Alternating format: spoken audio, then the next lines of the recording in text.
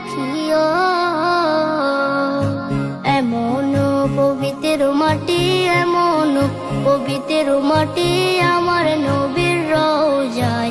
তোমরা যদি যাও গো মদিনায়, তোমরা যদি যাও গো মদিনায়। ইয়া রাসূলুল্লাহ ইয়া হাবিবাল্লাহ, ইয়া রাসূলুল্লাহ ইয়া হাবিবাল্লাহ। মদিনা শরীফের মাঝে বেহেশতের বাগান আছে, সেই বাগানে শুয়ে আছেন, সেই বাগানে শুয়ে আছেন প্যারা নবী মুস্তাফায়।